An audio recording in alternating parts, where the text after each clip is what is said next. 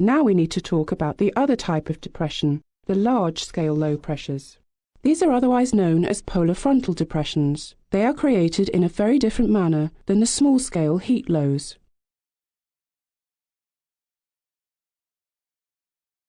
The polar front depressions are found along the polar front itself.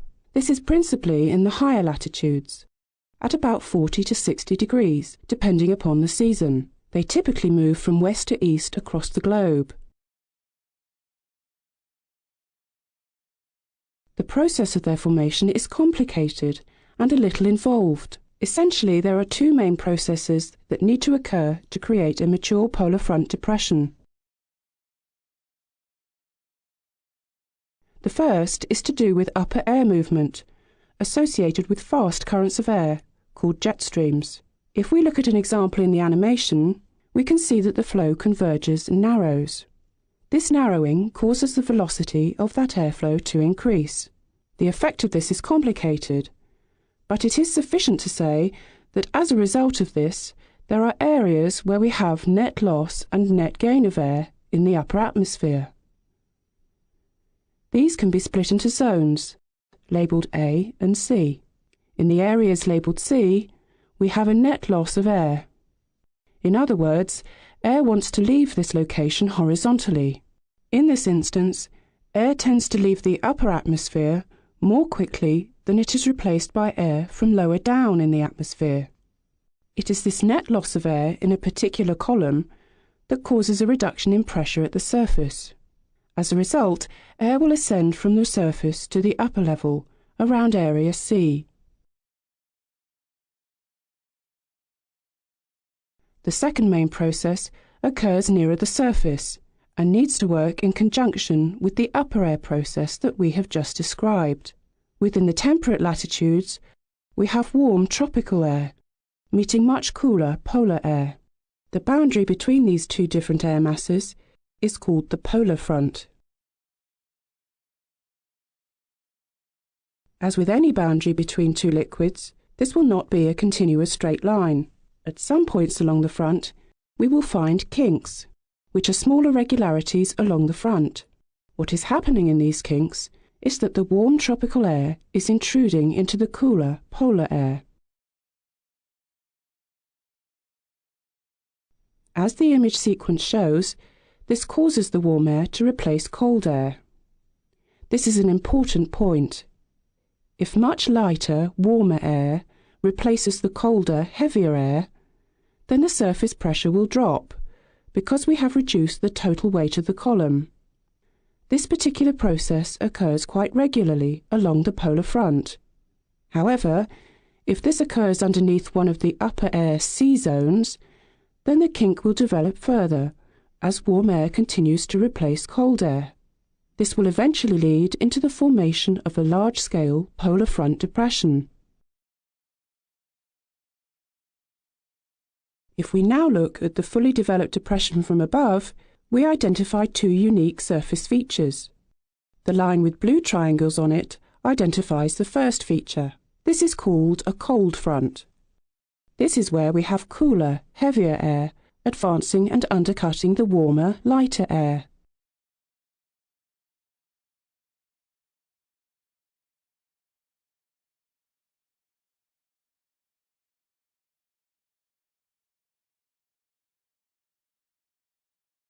The advancing cold front will cause some of the warm air to rise up and over the cold air, but also force it to move, much like a bulldozer.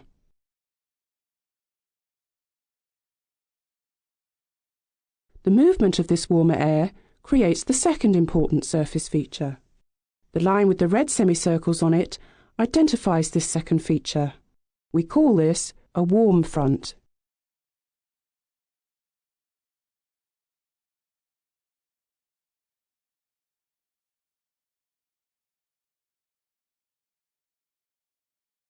This is where we have lighter, warmer air overriding heavier, cooler air.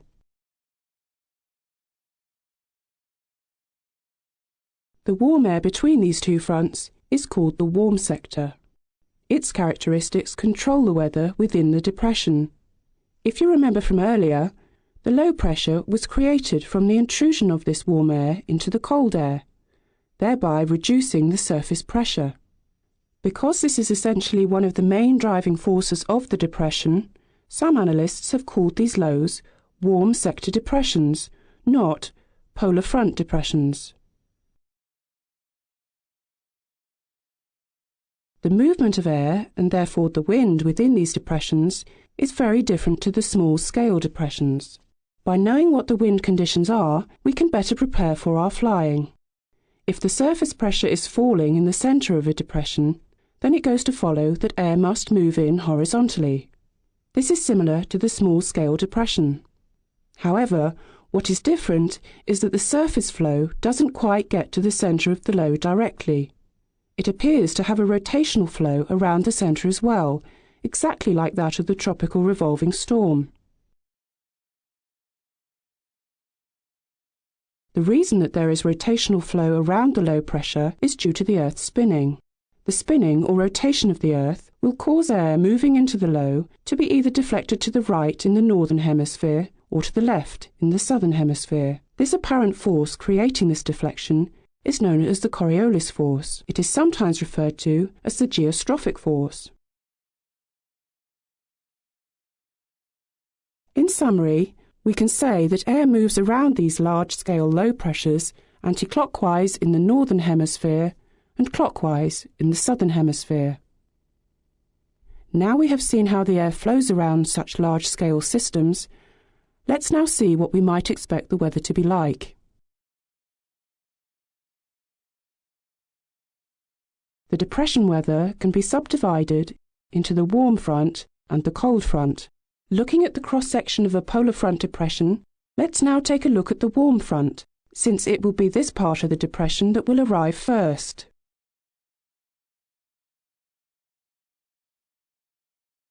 We stated earlier that at the warm front, we have warm, moist air being forced to rise over and above cooler, denser air.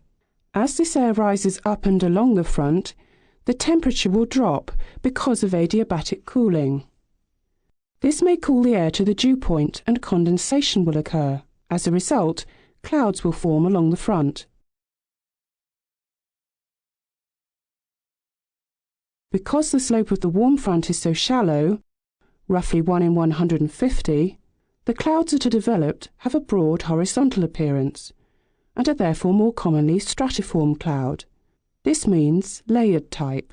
These clouds can extend up to 600 nautical miles away from the surface position of the front. Looking along the front, note that at lower levels the cloud is much thicker and denser than those at higher levels. Therefore, if a warm front were to approach an area, we would see the cloud lowering and thickening. Firstly, we would notice the thin cirrus cloud at very high altitude, then the thicker cirrostratus, followed by the lower altostratus, and finally, right before the front approaches, the larger, thicker nimbostratus. This is one of the most obvious ways of recognizing an approaching warm front. As a result of the slope of the front and the horizontal spread of the cloud, the precipitation would cover a very wide area in front of the front, maybe a few hundred miles. As the front got closer, we would encounter increasing amounts of precipitation.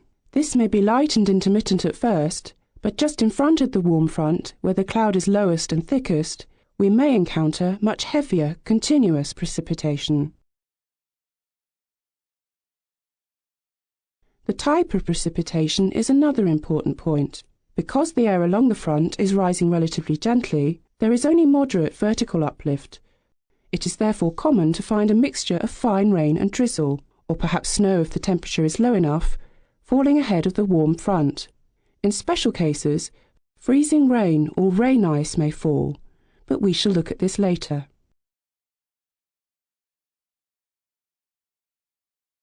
Other important issues for aviation are the icing and turbulence that may be encountered along the warm front. The icing will generally be light along the warm front because of the lack of vertical support. However, with orographic intensification, the vertical support is increased and the freezing level can drop. Under these circumstances, the icing can be very dangerous. It is essential then to analyse your location to point out potential intensification. Under special circumstances, the most severe form of icing can be found underneath the warm front. This is known as freezing rain or rain ice, but as we mentioned earlier, this will be discussed in detail within the icing lesson. Turbulence along the warm front can be explained in a similar manner to icing. Because of the lack of vertical motion, the horizontal passage of an aircraft through the warm front would not abruptly change. We would most probably expect moderate turbulence within the lower clouds and light turbulence within the higher clouds. Finally, we will look at the surface horizontal visibility. Precipitation intensity increases as the front approaches, from light drizzle underneath the outer stratus clouds to eventually moderate or even heavy rain beneath the nimbostratus at the front itself.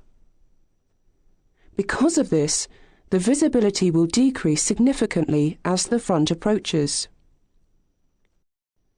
Fog can also be found before the front approaches, sometimes 200 nautical miles ahead of the front.